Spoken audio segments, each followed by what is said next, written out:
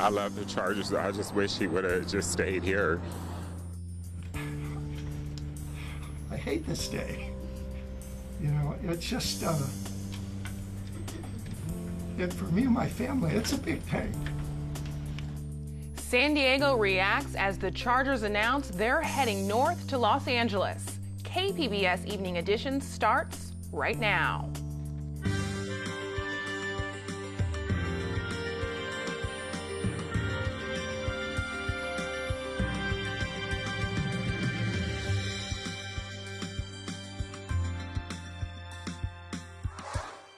San Diego didn't lose the Chargers.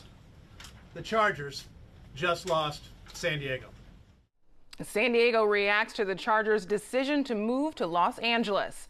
Good evening, I'm Ebony Monet. Thanks for joining us. The news of the Chargers' future rolled into San Diego like one of the winter storms that drenched the region last week. A sprinkle of national media reports became a flood.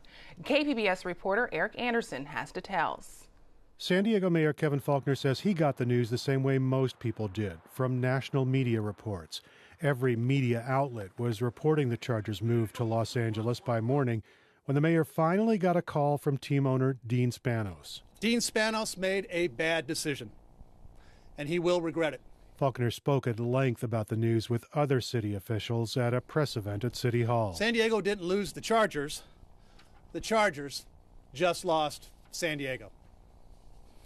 They're losing out on our strong marketplace. They're losing out on our unmatched quality of life. And probably most importantly, they're losing out on 56 years of dedication, of loyalty, of family. Spanos did not meet with the press. Instead, he released news of the move on the Chargers.com website long after the decision was being widely reported. Spanos said in the release, quote, "San Diego has been our home for 56 years. It will always be part of our identity, and my family and I have nothing but gratitude and appreciation for the support and passion our fans have shared with us over the years." The statement continued, "But today we turn the page and begin an exciting new era as the Los Angeles Chargers. We have a tremendous amount of work to do. We must earn the respect and support of LA football fans. We must get back to winning." The team's decision to move north ends a 2-year-long saga that kept fans hanging in the balance. Last November, voters rejected a plan to use public money for a downtown stadium convention center complex. The team rebuffed San Diego efforts to finance a stadium in Mission Valley earlier this year. Faulconer says adversity has a way of revealing people's true colors. The city, the county, and San Diego State presented the team with a new option just weeks ago. And I am certain that San Diegans would have supported this new plan. And I strongly believe that we had the ability to work it out with the Chargers, had they been willing. Unfortunately, San Diego will now never get this chance. City Council member Scott Sherman says he's disappointed in the outcome. He says the Chargers never seem to be honest about their intentions. San Diego County Supervisor Ron Roberts nearly came to tears. I hate this day. You know, it's just, for me and my family, it's a big thing. And for so many people, not even people that go to the stadium, but people who watch on TV, people feel a part of, drive around this city when they're in a playoff. People are tooting their horns. They got their crazy little flags out the window. The county puts up a big banner. I mean, there's a sense of community that's what sports teams do, and it happens with the Padres, and that's what's so disappointing. Roberts said mistakes were probably made over the years, but that couldn't be overcome if the Chargers weren't willing to work on a solution. The Bolt Pride group is led by Rafael Alvarez. He says he's deeply touched by the team's decision to leave. He invested a lot in the fight to keep the team here, and he understands the anger that some fans have. We all feel those emotions. We all feel a mix and a range of emotions. The egging of the facility last night, we understand those emotions. So yes, those emotions, they're real. And they're real because these are not only Charger fans, they're San Diegans, and they feel strongly. Anytime you feel strongly, these emotions are going to be strong as well. The Chargers already have a new website called Fight for LA. The team is encouraging fans to spend $100 to reserve a chance to watch the team play at its new temporary home at the 30,000-seat StubHub Center. Eric Anderson, KPBS News. NFL Commissioner Roger Goodell says relocation is painful, and he says he knows the Spanos family did everything they could to try to find a viable solution in San Diego. Today, Chargers fans weren't just feeling pain, they were angry. Some protested at Chargers headquarters in Murphy Canyon. They started showing up to dump their Charger gear, jerseys, t-shirts, and more. A few fans even tried to burn things, but were stopped by police. I love the Chargers. I just wish he would have just stayed here. But you can't just blame everything on Spanos. It's the city, too. I won't buy anything with the new label or the new logo on it. I will cherish my memories. The San Diego Chargers are why I fell in love with the NFL. Oh, it hurts. I mean, I got San Diego Chargers tattooed on my arm. I've been watching games since I was 8 years old. Still remember the Super Bowl. And for that guy to do that, it's just wrong. Everything that had that San Diego on it, that Chargers, I just threw it away. Reactions on social media range from anger, like this fan who warns the grass is not greener on the other side, to heartbreak from those who have followed the team for years. Some Los Angeles residents sympathize, saying they don't want the Chargers. But there were those who said they'd be Chargers fans no matter where the team goes. We're also hearing reactions from former and current members of the team. A former running back, LaDainian Tomlinson, says he thinks most San Diego fans felt like this would never happen. On Twitter, rookie Joey Bosa said thanks to the fans for the best year of his life. And there was this tweet from former team captain and radio analyst Hank Bauer. Now I know how kids feel watching their parents go through a divorce.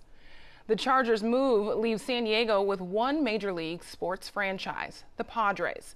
Today, the Padres front office released a statement saying they're deeply disappointed the Chargers are leaving. They say the Chargers are a community treasure, and we have always believed that San Diego is better off with the team here. That statement goes on to say, that said, we know San Diego will continue to grow and become even more vibrant of a community. The Chargers have sponsored an annual blood drive for 38 years, and tonight, the San Diego Blood Bank says it hopes to maintain its relationship with the football team despite the move. The blood bank says it relies heavily on the Chargers event to meet the needs during the holiday season. They've collected more than 73,000 pints of blood since the drive began in 1979. With the new city, a new logo. The team's website is sporting this one today. It's unclear if it will be the official team logo. There are reports that this was just for marketing today. That didn't stop angry fans from mocking the new look on social media. They came up with versions of the logo that read lame and lazy, LOL for laugh out loud, and even one that said last place. In other Chargers news, the team appears to be on the verge of hiring a new coach. ESPN and NFL Network are reporting tonight that the Chargers are close to finalizing a deal with Anthony Lynn. He is the former interim head coach for the Buffalo Bills. The Chargers fired coach Mike McCoy at the beginning of the month after the Chargers finished 5-11, a slight improvement over the year before. You can find more of our continuing coverage of the Chargers move and fans' reactions and what will be next for Qualcomm Stadium online at kpbs.org. The big announcement from the Chargers came just hours before Mayor Faulconer's annual State of the City address, which is happening tonight at Balboa Theater downtown. KPBS Metro reporter Andrew Bowen found this story just before the speech. Ebony, the Chargers, of course, is the first thing on many people's minds tonight, and it could be the first thing that we hear from Mayor Faulconer in his speech. But I think that the mayor, already having had a press conference this morning, has pretty much said all he has to say about the issue, and there are plenty of other issues that he's going to cover in this speech tonight. Accomplishments that he's made over the past year or so, and also his goals for his last 4 years in office. Housing and homelessness are definitely going to be big items in the speech tonight. Last year we heard a promise from the mayor that he was going to house 1,000 homeless veterans in 1 year, and just a month or two ago we found out that the mayor was behind schedule on reaching that goal. So we'll like to hear an update on that perhaps tonight. Also, we heard last year a promise from the mayor that he would place a measure on the ballot that would finance an expansion of the convention center. That's something that we also haven't seen coming from the city so far. I think many in city politics are, of course, very sad to see the Chargers go, but they're also excited about a lot of redevelopment possibilities at the Mission Valley Stadium, and they're also excited to live in a city now where the Chargers stadium issue over the past several years has really been sucking a lot of the air out of the room politically, and they're excited about living in a city where we can begin to focus on other things, and those things I think we're going to hear a lot about in the mayor's speech tonight. Reporting outside the Balboa Theater in downtown San Diego, Andrew Bowen, KPBS News. More than 60 major national meetings are set to be held this year at the San Diego Convention Center.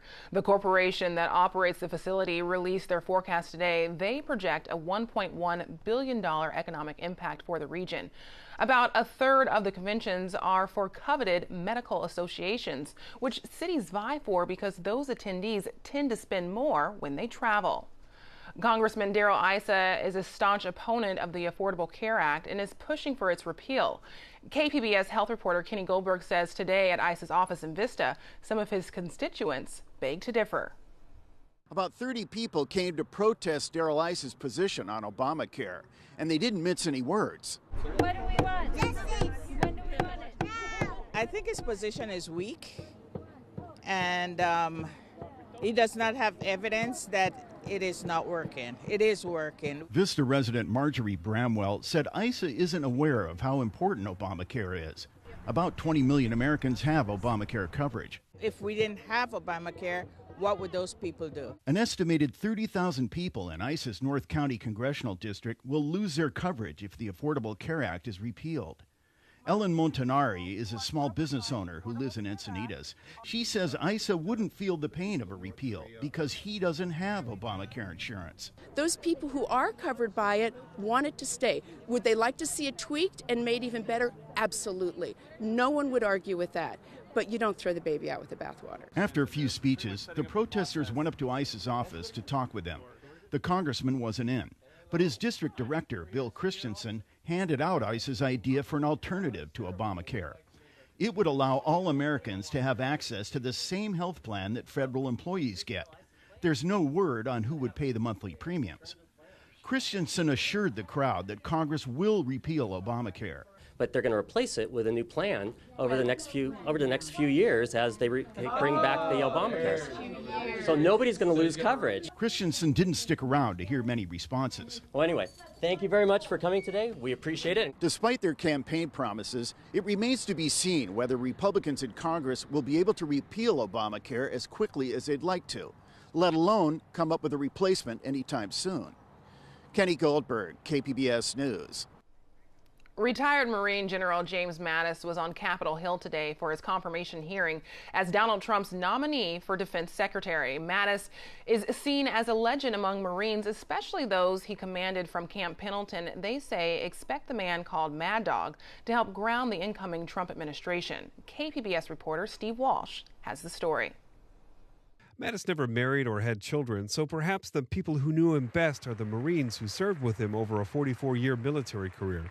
To them, Mattis is a legend. He has a unique ability to not only empathize but connect with, all the Marines and all the of all ranks under all levels of his charge. Chris Weimer of San Diego was a young lance corporal in 2004 when Mattis led the 1st Marine Division in Fallujah. It was one of the deadliest battles of the Iraq War. Target!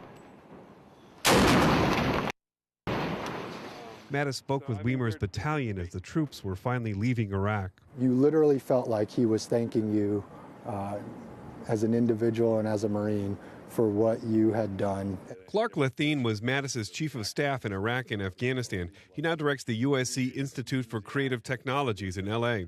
Lathine can't ever recall seeing Mattis lose control. Instead, he saw a thoughtful and scholarly commander who had a personal library of over 7,000 volumes.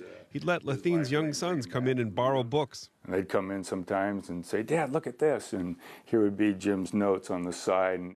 Mattis cemented his blunt reputation at a conference in San Diego in 2005. The general briefly got into trouble with the Pentagon when he talked about shooting Taliban. It's fun to shoot some people. I'll be right up on you. I like brawling. Brawling. It's the kind of plain-spoken language that Lathine says Mattis would use to defend his young Marines. And sometimes they have to kill. And they should know and they should have confidence in their organization and the institution in this country that they're being asked to do that, and if they have to do it, then they should not feel guilty. This week, the Senate Armed Services Committee took testimony on whether to waive the requirement that the Secretary of Defense be out of the military for at least 7 years. Senator Kristen Gillibrand of New York was one of 17 Democrats who voted against the waiver, which passed the Senate Thursday. Do you plan on rolling back the opening of infantry positions to women based on your previous statements? During his confirmation hearing Thursday morning, Gillibrand pressed Mattis on speeches he'd made after he retired in 2013. Mattis responded, "Unless a service chief brings something to me where there's a problem that's been proven, then I'm not going in with an idea that I'm going to review these and right away start rolling something back." Some of Mad Dog's initial critics have softened. They now see Mattis as a counterweight to the things Trump said during the campaign, for instance, on torture. I would bring back waterboarding, and I'd bring back a hell of a lot worse than waterboarding. Lathine says that isn't Mattis's view of torture. I don't think he believes in torture. It doesn't seem to have benefited us all that much. Lathine was with Mattis in Afghanistan in 2001 when the Marines were tasked with setting up a camp for detainees. We set up a facility that was as good as we could set up for those detainees, abiding by the rules of the Geneva Convention. In some cases, those detainees were living better than our Marines on the front lines. Now, there are still questions. His disclosure to the Office of Government Ethics shows Mattis made millions since his retirement, mostly from paid speeches and consulting fees. Goldman Sachs and defense contractor Northrop Grumman are on that list. He has resigned his seat on the board of directors of General Dynamics. The Washington Post reports Mattis has already clashed behind the scenes with members of the Trump team over staffing of the Defense Department. Lathine says he doesn't expect the former head of Central Command to shrink in the face of strong personalities. Again, General Mattis is, in many cases, very transparent. And if he doesn't like something, he's going to make that known. Steve Walsh, KPBS News. As Steve mentioned, there's a requirement that the Secretary of Defense be out of the military for at least 7 years. Mattis has only been out for 3. Today, the Senate approved a bill to waive that requirement. The House is scheduled to vote on that bill tomorrow. Amazon is expanding and bringing new jobs to California. The company plans to hire 100,000 people across the country. The Seattle-based company says the hiring will take place over the next 18 months. The positions will require varying experience and education. Many of the new hires will work in fulfillment centers being built in California, Texas, and Florida.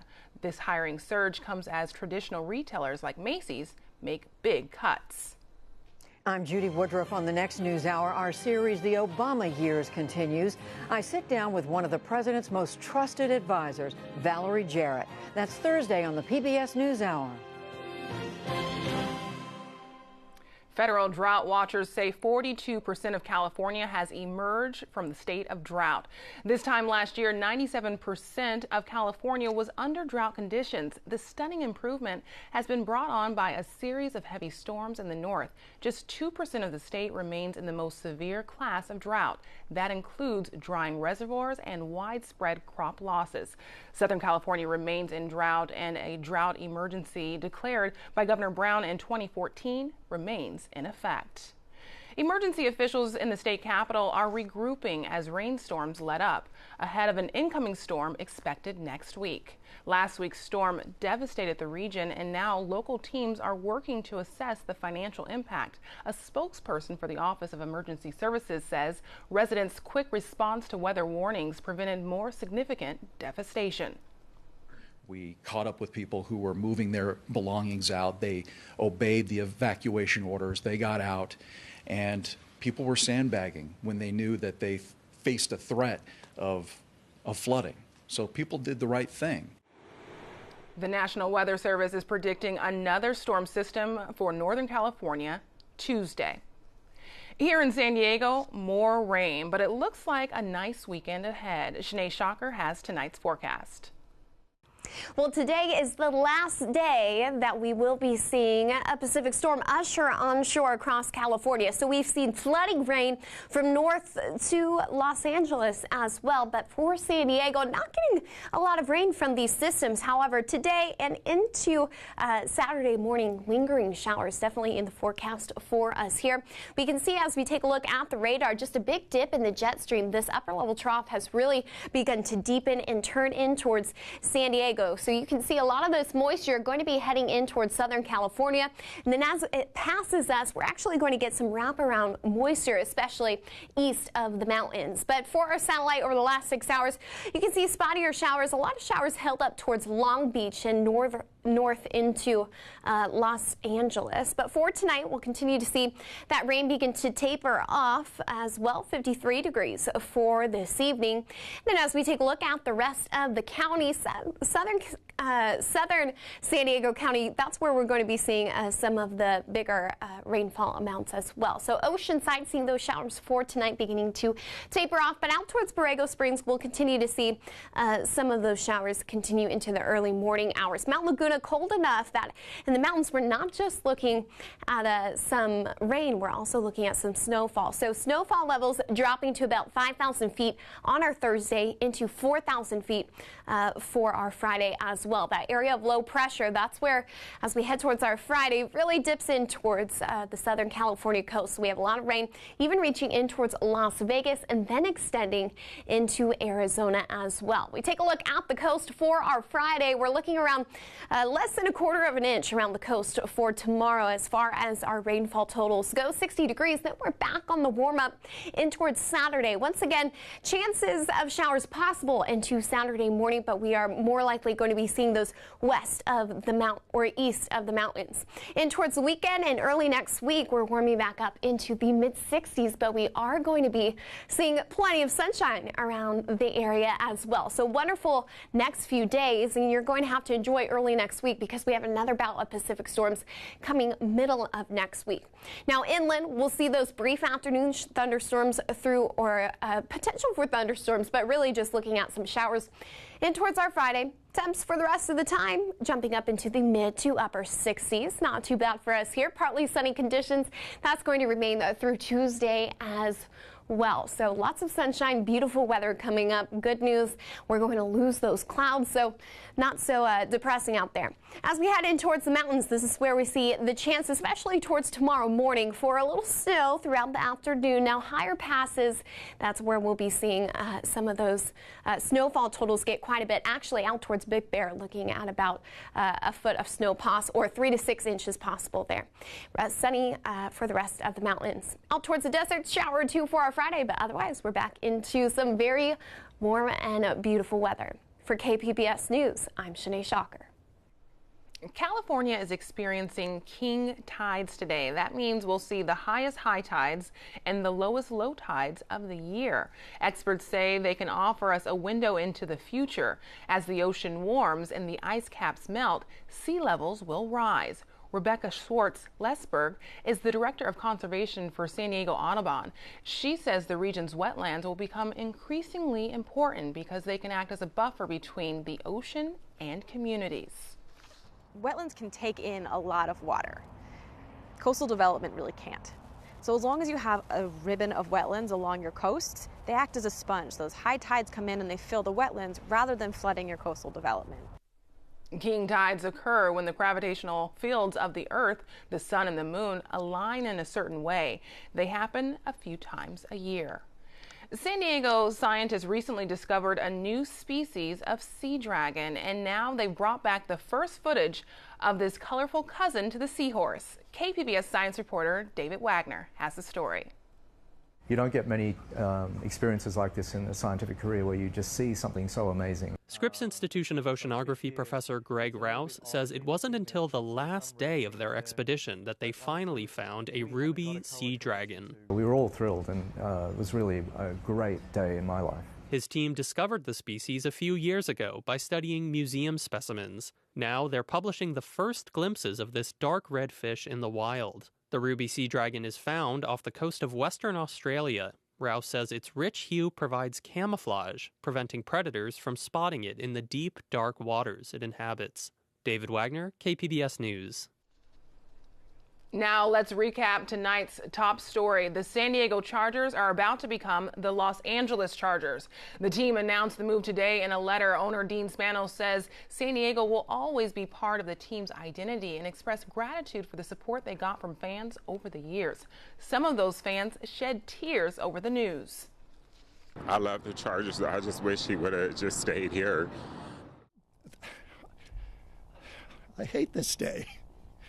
You know, it's just, for me and my family, it's a big thing. San Diego didn't lose the Chargers. The Chargers just lost San Diego. We will have more coverage on the team's decision to move to LA tomorrow on Morning Edition on KPBS Radio. Then join us at noon for Midday Edition in the KPBS Roundtable for an in-depth look at how we got to this point. You can find tonight's stories on our website, kpbs.org/evening edition. Thanks for joining us. Have a great night.